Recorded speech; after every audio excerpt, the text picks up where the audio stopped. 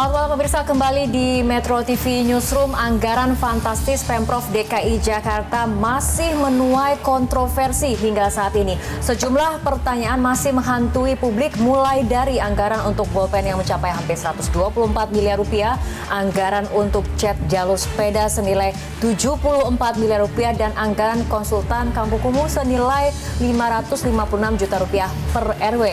Namun sebelum kita bahas mengenai anggaran Pemprov DKI Jakarta, ada satu hal lagi yang menjadi perbincangan publik selama 2 hari terakhir, yaitu mengenai keputusan dari Gubernur DKI Jakarta Anies Baswedan yang mencopot atap dari JPO. Banyak yang kemudian gagal paham apa sebetulnya tujuan untuk mencopot atap dari JPO. Apabila kita lihat dari alasan Pemprov DKI Jakarta ini untuk agar penyeberang bisa melihat pemandangan.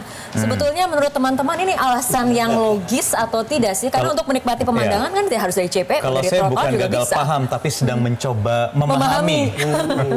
Kira-kira hanya berbeda sedikit dengan gagal paham. Diambil atau dilihat dari sudut pandang jembatan penyeberangan orang yang ada di sekitar Patung Sudirman ya kalau tidak salah ya. Iya, betul sekali. Sebetulnya kalau lihat pemandangan sih sebetulnya Oke. Dari situ.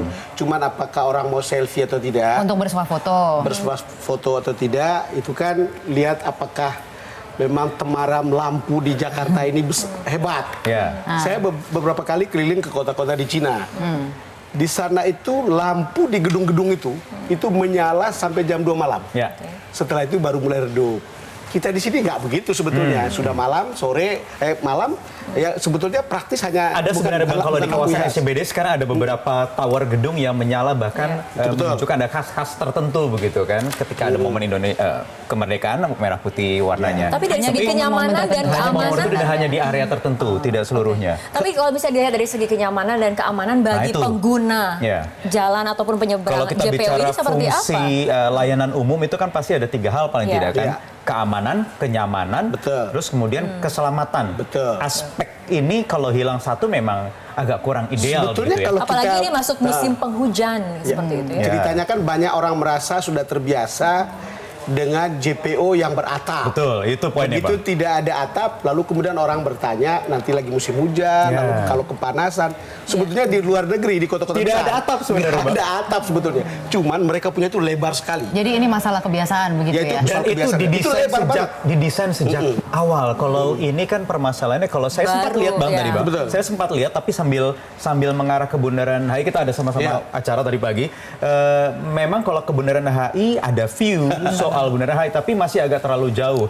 Yang saya lihat adalah ada tiang-tiang penyangga bekas. Oh itu, jadi atapnya yang kalau menurut saya kurang estetis. Jadi dari harus dipilih-pilih juga. Apa? Mungkin kalau mau Kan ada didesain dari fungsi awal. lainnya, atapnya itu ada fungsi lainnya. pertanyaan Rara Fungsi itu untuk betul. meneduh. Urgensinya apa? Jangan-jangan masih ada kerjaan lain yang lebih penting, bukan? Boleh kita lihat seperti apa sebenarnya yang terjadi di Jadi lain kalau sisi dalam soal 2 hari anggaran tadi terakhir mungkin ini bisa yang kita bicarakan dipangkas juga. bukan hanya atap JPO tetapi juga pohon. Yang dipangkas ya. Ya, betul. Dan ini memang kebijakan-kebijakan yang menuai heboh di media sosial, di Twitter juga banyak tanggapannya. Tanggapannya apa misalnya? Di media sosial itu dibilang begini, pohon lama dipotong supaya bisa membeli bibit pohon yang baru. Dan bibit pohon yang baru ini itu justru jadi proyek. Jangan-jangan ada di suap PPS yang baru gitu. Nah, ada tidak ya? Sebelum tapi kita membahas mengenai anggaran yang memang masih menjadi kontroversi, kita lihat si pemicu ataupun orang yang membongkar anggaran itu sendiri ini mendapatkan dukungan publik, walaupun nampaknya di DPR DKI ini dia justru dilaporkan ke Badan Kehormatan karena yang namanya William ini kemudian mendapatkan dukungan publik berupa papan bunga yang kemudian diberikan, isinya merupakan dukungan bagi William karena telah kemudian membongkar rancangan anggaran yang memang ketika dilihat-lihat jumlahnya ini fantastis tapi janggal. Seperti yang mungkin kita sudah pernah membahas mengenai anggaran untuk lem yang hingga mencapai 82 miliar, tapi kemudian ICW bahkan menemukan anggaran untuk lem ini jauh lebih di atas itu ya. Makanya Rara jadi untung ada William. Karena kemudian ini menyingkap beberapa hal yang gelap atau mungkin kerja seadanya, lalu kemudian menyingkap supaya kemudian ini memang harus transparan.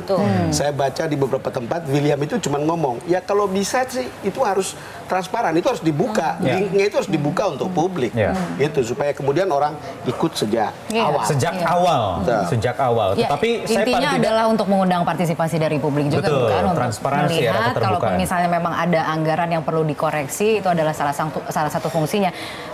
Saya waktu itu pernah mendengar wawancara dengan mantan wakil gubernur DKI. Mantan wakil gubernur DKI. Pak Jarod yang mengatakan bahwa mata anggarannya itu ada puluhan ribu begitu ya. Jadi memang dibuat transparan supaya publik juga bisa ikut melihat, bisa ikut karena koreksi kalau mereka memang juga ada menyisir anggaran. satu persatu gubernur dan wakil. Dan yang kita bicarakan cuma beberapa mata anggaran kan yang selama ini terungkap dan jadi pertanyaan memang kalau kita lihat ya, saya tadi baca kok banyak juga biaya untuk konsultannya ya.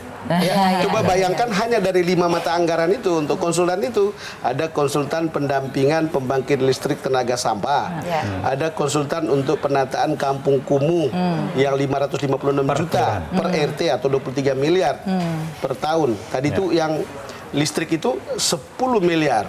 Lalu kemudian ada hanya untuk merencanakan anggaran saja. Merencanakan revitalisasi Ragunan itu 55 miliar.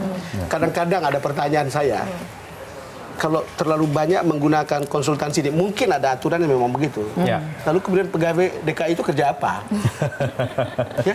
Itu banyak outsource-nya nih. Banyak outsource. Tapi paling tidak kita boleh lah patut bangga sedikit atau GR paling tidak Bang. Karena apa yang kita diskusikan minggu lalu, tepat waktu yang sama dengan Pak Gubernur Anies Baswedan, ini ternyata mulai didengar sepertinya oleh Pak Gubernur. Karena kita ingat minggu lalu itu Pak Anies itu masih sedikit menyalahkan sistem kan, bukan SDM. Sementara kita diskusi di sini adalah kita coba sadarkan bahwa ini tidak hanya sistem tetapi SDM. Dan sekarang sudah ada buktinya karena Gubernur Anies Baswedan membentuk tim ad hoc untuk menyisir dan menelisik oknum pegawai yang melakukan data entry yang janggal-janggal. Artinya memang setelah ada kejadian ya. Setelah duduk di newsroom. Ini selalu lebih baik action daripada mengambil atau memungut begitu banyak dalih. Karena menurut saya gubernur sudah bergerak untuk itu ya. Dan itu harus diapresiasi. Tapi memang sebetulnya transparansi anggaran ini kan harusnya dimulai sejak awal, tidak kemudian setelah kita viral, kemudian mereka mencoba untuk mentransparisikan anggaran, mencoba untuk membuka ke publik, baru kemudian publik bisa melihat. Padahal kan partisipasi dari publik untuk mengelola uang rakyat bagi Pemda atau Pemprov DKI Jakarta adalah porsinya harus lebih besar seperti itu ya. Untuk kali ini aksesnya mungkin agak sedikit dibatasi. Ya, yang pasti sih niatnya memang harus terus dijaga, niat untuk kemudian menjaga transparansi dan juga akuntabilitas. Salah satu pembicaraan kita itu untuk itu. Memang untuk itu begitu ya. Dan mungkin agak dikurangi resistensinya begitu atau resisten begitu ketika ada begitu banyak masukan dan kemudian ada juga keramaian begitu yang terjadi.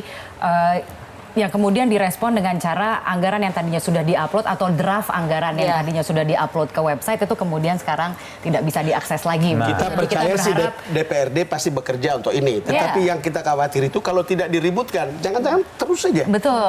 Gitu kan? Tapi kemudian sekarang di DPRD pun mengatakan coba kita buka anggaran itu dibuka seluas-luasnya untuk supaya kita bisa melihat sebenarnya yang direncanakan itu seperti apa, untuk memastikan apa yang direncanakan di awal dan kemudian hasil akhirnya seperti apa itu bisa ada perbandingan. Dan yang tidak kalah penting, anggaran siluman. Dan yang tidak kalah penting adalah sekarang kita sama-sama mengawal kinerja tim ad hoc ini supaya bisa bekerja secara objektif untuk menelusuri dan menelisik apakah benar memang ada oknum-oknum yang menginput data secara janggal itu. Oke, perbincangannya kita lanjut.